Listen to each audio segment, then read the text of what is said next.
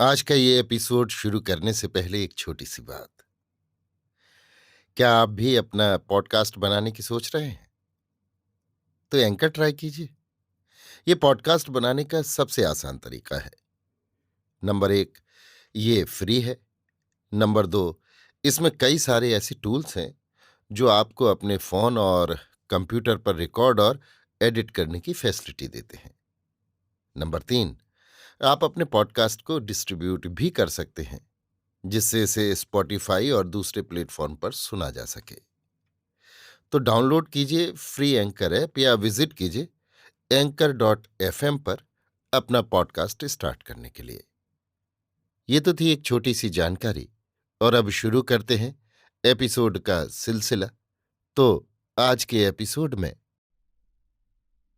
लीजिए सुनिए फणीश्वर नाथ रेणु के लिखे उपन्यास मैला आंचल का भाग 66, मेरी यानी समीर गोस्वामी की आवाज में। 3 महीने बाद, साल 1948 के अप्रैल की एक सुबह, इस इलाके में अखतिया पटुआ भदे बोने वाले किसानों को चाहिए कि सूरज उगने से पहले ही खेत को चार चास कर दें। बुरुक हुआ तारा जगमग कर रहा है। कमला नदी के गड्ढे में उसकी छाया झिलमिला रही है। लगता है नील कमल खिला है। कंधे पर हल लिए मरियल बैलों को हाँकता हुआ जा रहा है विरंची। कोयरी टोला के सोबरन का 3 बीघा खेत मनकुत्ता पर जोतता है, मगर इस साल टोटा पड़ेगा। उसकी सूरत दिया सलाई की डिबिया में जैसे हलवाहे की छापी रहती है। एकदम दुबला पतला काला कलूटा, कमर में बिष्ठी वैसी ही है। खेलावन अब खुद भैंस चराता है। 3 बजे रात में भैंस जैसा चरती है, वो दिन भर में नहीं चरेगी।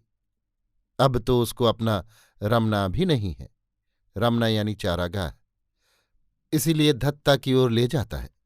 खेलावन यादव, यादव टोली का मड़र, भैंस चराकर लौट रहा है। आसमान साफ हो रहा है। सबके चेहरों पर सुबह का प्रकाश पड़ता है।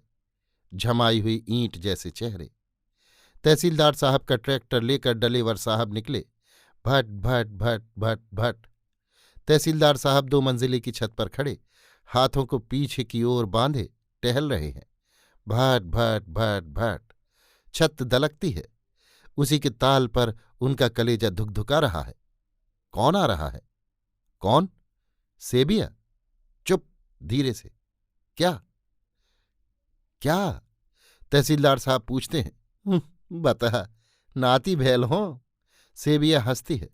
चुप, जिंदा है या? "हुँ, गुजुर गुजुर हेरे छे।" उफ, भगवान! तहसीलदार साहब थर थर कांप रहे हैं।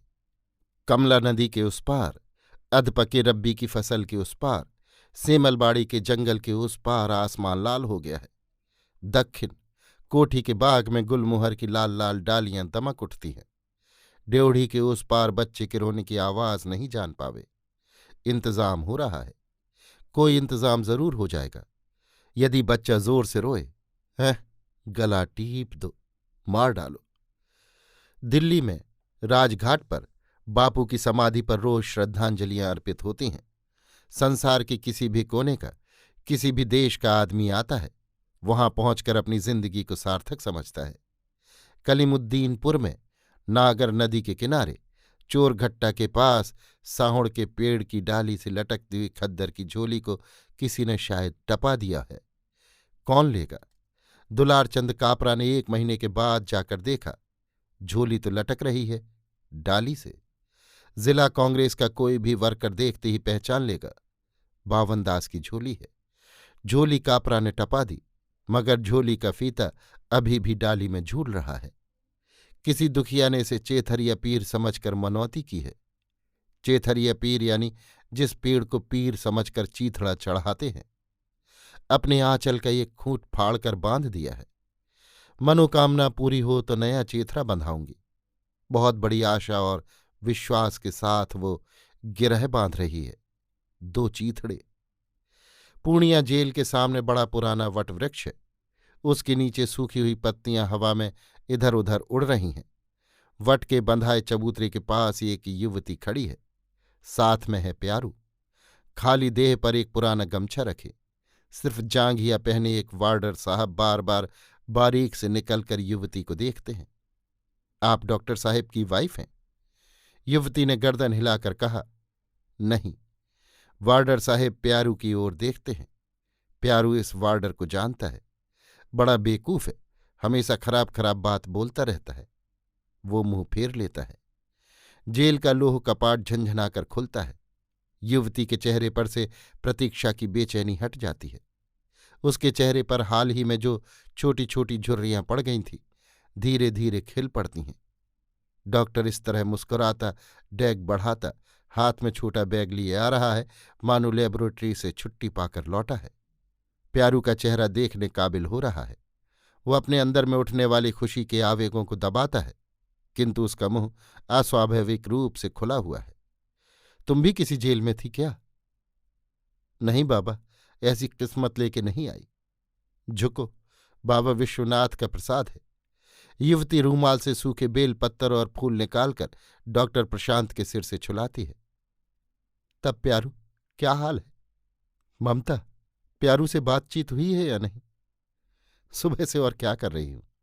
ममता हंसते हुए कहती है, घोड़ा गाड़ी बुलाइए प्यारी चांद सरकार। प्यारू हंसता लंगड़ाता कचहरी की ओर जाता है। 3 बजे रात में पहुंची पूर्णिया स्टेशन। ज्योति दी तो आजकल यहीं है ना, उनके डेरे पर गई। सुबह उठकर कलेक्टर साहब के बंगले पर गई। दस्ता ऑर्डर साथ में था तुम्हारी रिलीज का। ज्योति दी ने कहा, यदि कलेक्टर साहब टूर पर निकल गए तो फिर देर हो जा सकती है। तो अभी कहाँ चलना है? ममता मुस्कुराती है, तुम मेरी गंज नहीं चलोगी? क्यों नहीं, मैंने 15 दिन की छुट्टी ले ली है। एसपी साहब का चपरासी खत लेकर आया है। एसपी साहब ने डॉक्टर को अपने बंगले पर निमंत्रित किया है। अभी आप सुन रहे थे फणीश्वरनाथ रेणु के लिखे उपन्यास मैला आंचल का भाग 66, मेरी यानी समीर गोस्वामी की आवाज में।